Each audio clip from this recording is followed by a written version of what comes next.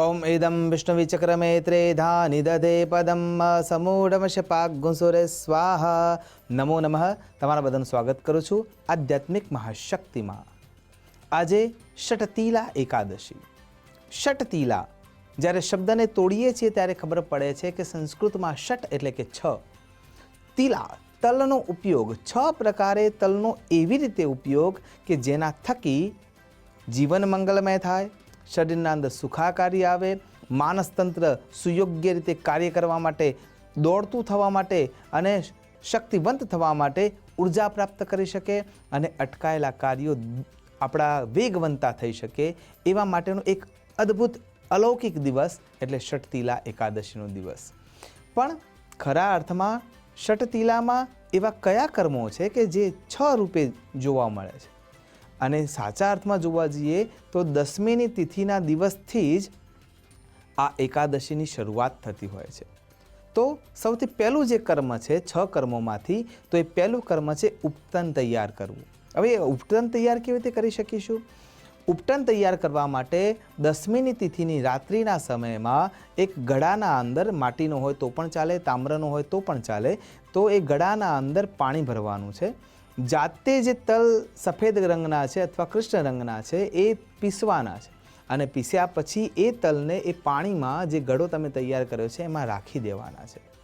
સાથે બીજી બાજુમાં એક તાંબાની કે કાંસાની અથવા પિત્તળની વાટકીમાં થોડું ઉપટન વધારે બનાવવાનું છે, જેના અંદર તલ તમે ઘસ્યા છે. તલનું તેલ લઈ શકાય, એ સીધું માર્કેટમાંથી મળે છે એટલે એ યોગ્ય છે, પણ સાચા અર્થમાં ઉપટન એ છે કે જે તમારા હાથે બનેલું છે અને ઈશ્વરની સાનિધ્યતા પ્રાપ્ત કરવા માટે પોતાના હાથે કરેલું જે કર્મ છે એ ષટતીલામાંનું એક કર્મ ગણાય છે. એટલા માટે જાતે થોડા તલ પીસવા જોઈએ. તલ પીસતા વખતે ભગવાન શ્રી હરિનારાયણનું સાનિધ્ય લેતા લેતા ઓમ નમો ભગવતે વાસુદેવાય શ્રી ગોપાલ કૃષ્ણાય નમો નમઃ યશસ્મરણ માત્રેણ જન્મ સંસાર બંધનાદ વિમુચ્યતે નમસ્તસ્મૈ વિષ્ણવે પ્રભ વિષ્ણવે દિવ્ય મંત્રોથી, શ્લોકોથી ભગવાનનું સ્મરણ કરતાં કરતાં તલનું ઉપટન તૈયાર કરવું. બીજા દિવસે સવારે બીજું કર્મ હોય છે જેને કહેવાય સ્નાનાદિક કર્મ. સ્નાનાદિક કર્મ વખતે તમે જે ગઈકાલે રાત્રે ઉપટન તૈયાર કર્યું છે અને પાણીના અંદર તલ ઉમેરીને જે ગળો મૂકી રાખ્યો છે એ પાણીથી સ્નાન કરવું જોઈએ. અત્યારે શીતકાલનો સમય છે અને આ શીતકાલના સમયમાં શરીરને ઉર્જા જોઈએ, તો એ બે પદાર્થોથી સૌથી વધારે મળે. અને એમાં આયુર્વેદની દ્રષ્ટિએ જોવા જઈએ, ગરુડ પુરાણની દ્રષ્ટિએ જોવા જઈએ, શ્રીમદ ભાગવત પુરાણની દ્રષ્ટિએ જોવા જઈએ કે અન્ય પુરાણોની દ્રષ્ટિએ જોવા જઈએ તો પણ તલનું મહત્ત્વ ખૂબ જ છે. યજ્ઞ મીમાંસાના આધાર ઉપર જઈએ તો પણ એમાં તલને સૌથી શ્રેષ્ઠ ગણવામાં આવ્યું છે. તો એ ઉપટન જે તૈયાર કર્યું છે એ તમે તમારા શરીર ઉપર એનાથી ચોળશો અને એના દ્વારા તમે એ જ સાબુ ગણીને તમારા શરીરને તેલ દ્વારા શુદ્ધ કરવાનો પ્રયત્ન કરશો.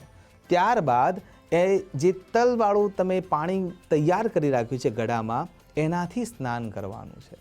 પણ શરીરની તાસીરને સમજીને જ, હું એમ જરાય નહીં કહું કે એ ઠંડુ પાણી જે થઈ ગયું છે રાત્રિકાળ દરમિયાન તમે જે રાખી મૂક્યું છે એનાથી જ સ્નાન કરવું. આપણા શરીરની તાસીર પ્રમાણે પાણીને ગરમ કરી શકાય, જરૂર હોય તો એને અંદર બીજું પાણી ઉમેરી શકાય અને પછી એ પાણીથી સ્નાન કરવું જોઈએ. એટલે આપણા બે કર્મ અહીંયા પૂર્ણ થાય. સૌથી પહેલું ઉપટન અને બીજું સ્નાન. ત્રીજું અને સૌથી શ્રેષ્ઠ કર્મ એ દિવસનું છે એ છે યજ્ઞ. વિજ્ઞાને સાબિત કર્યું છે કે ગાયના છાણ, તલ ભલે કાળા હોય કે શ્વેત,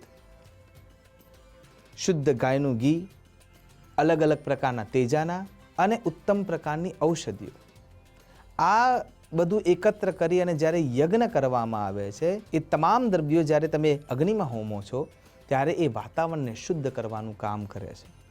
અને એ શુદ્ધતા તમારા ઘરમાં જ્યારે પ્રસરે છે વાયુ રૂપે, ત્યારે એ ઘરની નકારાત્મક ઉર્જાને દૂર કરવાનું સૌથી શ્રેષ્ઠ કાર્ય કરે છે. અને એટલા માટે ત્રીજા નંબરનું જે શ્રેષ્ઠ કર્મ છે તલ સાથેનું ષટતીલા એકાદશી નિમિત્તેનું, તો એ છે યજ્ઞ. ત્યારબાદ આવે છે ચોથું કર્મ જે છે તર્પણ. જ્યારે તમે યજ્ઞ કર્મ કરો છો ત્યારે પિતૃઓ સૌથી વધારે ખુશ થાય છે, કેમ કે એમને એવો વિશ્વાસ હતો કે મારું સંતાન મારા માટે કંઈક કરશે, અને એ જે પુણ્યનું ભાથું ભેગું થાય છે એ પુણ્યનું ભાથું તમે તેમને અર્પણ કરી શકો છો.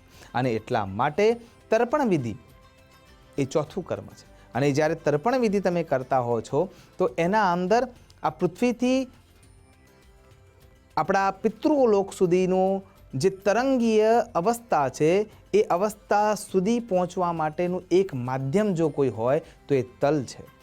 પાંચમું કર્મ એ છે ભોજન. બહુ જ બધી એકાદશીના નિયમોમાં આપણે એવું કહ્યું છે કે હંમેશા ઉપવાસી રહેવું જોઈએ, ફલાહાર કરવો જોઈએ અથવા ખૂબ ઓછો અલ્પાહાર લેવો જોઈએ. પણ આ એકાદશીમાં સંપૂર્ણપણે ઉપવાસી ના રહી શકાય.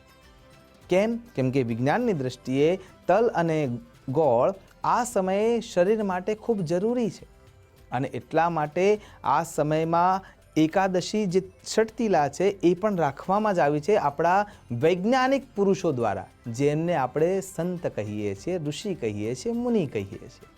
તો એમના થકી આ વ્યવસ્થા જોવા મળે છે.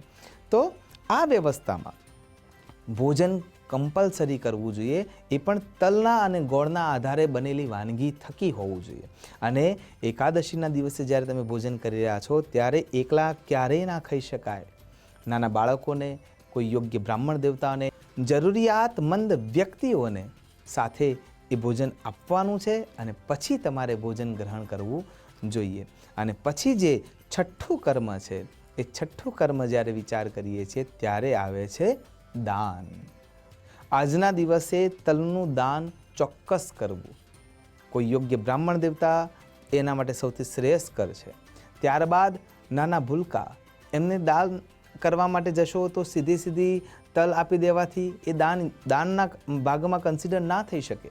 તો એ રીતે બાળકને મીઠાઈ વેચીને, એમાં પણ તલ અને ગોળની બનેલી મીઠાઈ વેચીને તમે દાન કરી શકો છો. સદક્ષિણાકમ, સુયોગ્ય પાત્રને દાન કરવું જોઈએ. આ 6 પ્રકારના કર્મ કરવાની સાથે જ્યારે તમે શ્રી હરિનારાયણનું સાનિધ્ય લો છો ત્યારે ઋતુકાલથી પરિપૂર્ણ રૂપે આપણને શક્તિ મળે છે, મન સ્વસ્થ થાય છે, શરીર સમૃદ્ધ થાય છે અને એના સાથે જીવનના મંગલમયતાના દરવાજા ખુલી જાય છે. આશા કરું છું ભગવાન શ્રી હરિનારાયણની આરાધના કરતાં કરતાં સુયોગ્ય પાત્રોને તલનું દાન કરીને આપણે આપણા જીવનને મંગલતા તરફ ખેંચી જઈએ, એ જ અભ્યર્થના સાથે નમસ્કાર. અસ્તુ સદા શિવોહમ.